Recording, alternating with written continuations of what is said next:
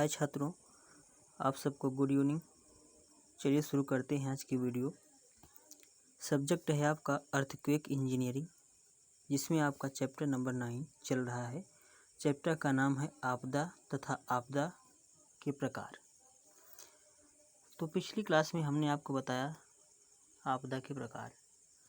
आज का जो आपका क्वेश्चन है वह है आपदा तथा आपदा के कुप्रभाव।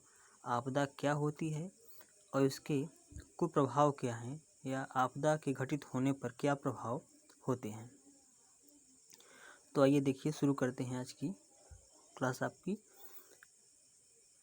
आपदा एक ऐसी दैवीय अथवा मानव प्रेरित दुर्घटना है जिसके कारण जीवधारियों तथा चल अचल संपत्ति की बड़े पैमाने पर क्षति होती है, और उससे निपटने के लिए व्यक्ति, समुदाय, समाज, प्रशासन को सभी साधारण एवं असाधारण उपाय अपनाने पर विवश होना पड़े आपदा कहलाती है।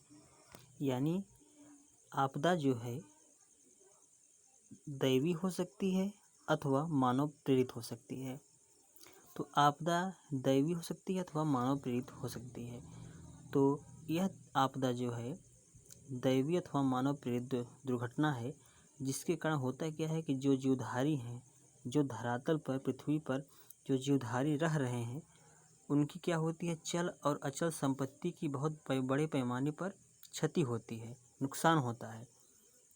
और उससे निपटने के लिए वह जो आपदा घटित हुई है, वो कौन सी आपदा घटित हो सकती है, हमने पीछे आपको बताया है पिछली क्लास में आपदा के प्रकार, जिसमें बताया है हमने, एक होती है आपदा प्राकृतिक आपदा, एक आपदा होती है मानव प्रेरित आपदा। प्राकृतिक आपदा के अंतर्गत कौन कौन सी आपदाएं आती हैं, मानव प्रेरित आपदाओं के अंतर्गत कौन कौन सी आपदाएं घटित हो सकती हैं। तो वह जो आपदाएं घटित हैं होती हैं, उनसे निपटने के लिए या उन आपदाओं का मुकाबला करने के लिए व्यक्ति, समुदाय, समाज, प्रशासन को सभी साधारण तथा असाधारण उपाय अपनाने पर विवश होना पड़े, तो उसे हम कहते हैं आपदा। यानी जो आपदा घटित हो रही है उससे निपटने के लिए व्यक्ति, समुदाय, समाज, प्रशासन इत्यादि को सभी उचित उपाय अपनाने पर विवश होना पड़े।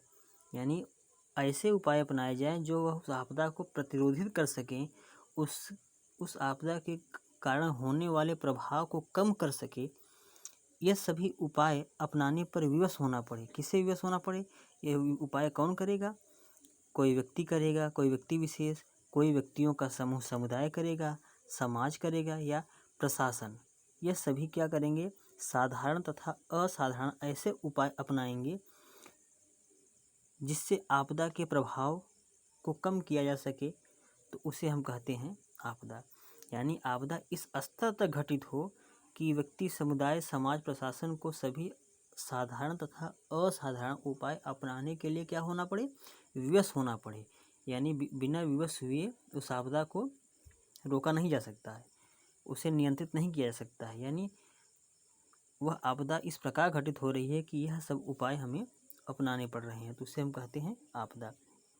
जैसे आप देख रहे हैं इस समय पूरे विश्व में कोविड-19 महामारी पूरे विश्व में फैली हुई है। पूरा विश्व इससे परेशान है, पूरा विश्व इससे लड़ रहा है, मुकाबला कर रहा है। लेकिन इसका कोई उचित इलाज, टीका विकसित न हो पाने के कारण इसकी समस्या हर दिन क्या हो रही है, प्रभावित लोगों की संख्या बढ़ती जा रही है। तो इससे निपटने के लिए क्या किया जा रहा है, इस महामारी से निपटने के लिए व्यक्ति, समुदाय, समाज, प्रशासन क्या कर रहे हैं, सभी साधारण तथा असाधारण उपाय अपना रहे हैं, ताकि इससे जो प्रभावित लोग हैं उनकी मदद की जा सके, इस आपदा के प्रभाव को कम किया जा सके। जैसे आपने भी देखा हमारे देश भारत में माननीय प्रधानमंत्री श्री नरेंद्र मोदी जी ने प्रधानमंत्री राहत कोष में लोगों को कहा कि उसमें वह कुछ पैसा डालें। तो उस पैसे से सरकार क्या करेगी, जो इस महामारी से परेशान लोग हैं, जो प्रभावित लोग हैं, वह उनसे क्या करेंगे, या देश की जो गरीब जनता है उस धन से क्या करेंगे, उनकी सहायता करेंगे। तो यह आपदा जो इस समय घटित है पूरे देश में, विश्व में, वह इस सीमा तक आ चुकी है कि व्यक्ति, समुदाय, समाज, प्रशासन को यह सब उपाय अपनाने के लिए क्या होना पड़ रहा है, विवश होना पड़ रहा है। यदि यह सब सरकार उपाय नहीं अपनाएगी तो यह परेशानी देश में और बढ़ जाएगी, और जो गरीब लोग हैं जिनके पास खाने का भोजन नहीं है वो सब इससे और परेशान हो जाएंगे।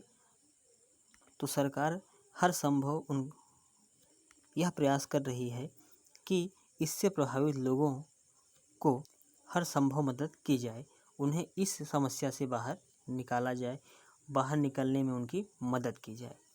आगे देखिए, आपदा से जहाँ एक तरफ जान माल की बहुत बड़े पैमाने पर क्षति होती है, भाई आपदा घटित होगी तो जो मानव धरातल पे रह रहा है उसकी चल अचल संपत्ति की बहुत बड़े पैमाने पर क्या होती है, क्षति होती है। संपत्ति जो उसने अपने रहने के लिए भवन बनाए हैं, अन्य जो जितने भी संरचनात्मक कार्य किए हैं अपने जीवन को सुलभ बनाने के लिए, वो सब क्या होते हैं, उनकी क्षति होती है। तो एक तरफ तो जान माल की बहुत बड़े पैमाने पर क्षति होती है और दूसरी तरफ व्यवस्थित सामाजिक ढांचा भी बिखर जाता है या चरमरा जाता है। जो व्यवस्थित सामाजिक ढांचा है, जो समाज के लोग किसी स्थान विशेष में बसे हुए हैं, तो उसका ढांचा भी क्या हो जाता है, बिखर जाता है, चरमरा जाता है। और लोगों को अपने पांव पर पुनः खड़ा होने के लिए बाहरी सहायता एवं सहयोग की क्या पड़ती है, आवश्यकता पड़ती है। यानी जो लोग इस आपदा से प्रभावित हुए हैं, जिनकी जान माल की बहुत बड़े पैमाने पर क्षति हो गई है, तो उन्हें वह अपने पांव पर पुनः खड़ा हो सकें, इसके लिए क्या करना पड़ता है, बाहरी सहायता एवं सहयोग की उन्हें आवश्यकता पड़ती है। यह सहायता एवं सहयोग कौन करेगा, कोई व्यक्ति विशेष करेगा, समुदाय करेगा, समाज या प्रशासन, सरकार उनकी सहायता एवं सहयोग करेगी ताकि वह अपने पांव पर पुनः खड़े हो सकें। तो यह पूरा था आपका आपदा के बारे में। आपको अच्छे से समझ में आया होगा कि आपदा क्या होती है। बस दिमाग में यह रखिए कि आपदा कितने प्रकार की होती है, 2 प्रकार की, एक प्राकृतिक नेचुरल, एक मानव प्रेरित। प्राकृतिक आपदा के अंतर्गत कई आपदाएं हैं, मानव प्रेरित आपदाओं के अंतर्गत भी कई आपदाएं हैं जिनकी चर्चा हमने आपसे पिछली वीडियो में करी है। तो वह जो आपदाएं घटित होती हैं उनसे जान माल की बहुत बड़े पैमाने पर एक तरफ तो क्षति होती है, वहीं दूसरी तरफ जो व्यवस्थित सामाजिक ढांचा भी है वह भी बिखर जाता है इधर उधर, और लोगों को पुनः अपने पांव पर खड़ा होने के लिए जो व्यक्ति समूह समुदाय हैं, इनकी उन लोगों को सहयोग एवं सहायता की ज़रूरत पड़ती है। अगला देखिए, आपदा के कुप्रभाव। आपदा के क्या कुप्रभाव हैं, तो पहला नंबर देखिए, पहला कुप्रभाव यह है कि आपदा के घटित होने पर उस क्षेत्र विशेष में चल अचल संपत्ति की बड़े पैमाने पर क्या होती है, क्षति होती है।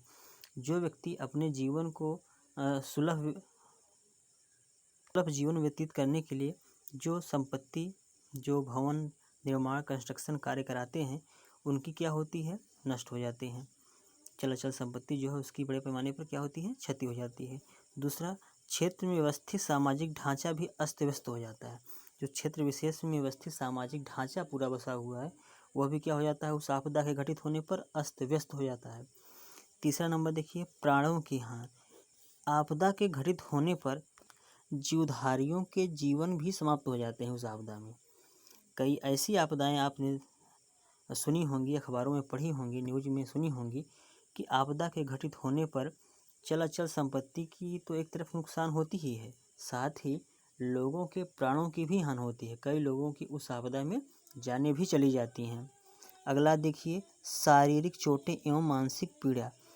कई लोगों को उस आपदा के घटित होने पर भारी चोटें जाती हैं और उस आपदा में जो बचे हुए लोग होते हैं तो कुछ तो प्रभावित हुए हैं। मान लीजिए किसी परिवार विशेष में कुछ लोगों को सारी चोटें आई हैं और जो बचे हुए व्यक्ति हैं उनको मानसिक पीड़ा होगी, दिमागी तनाव होगा।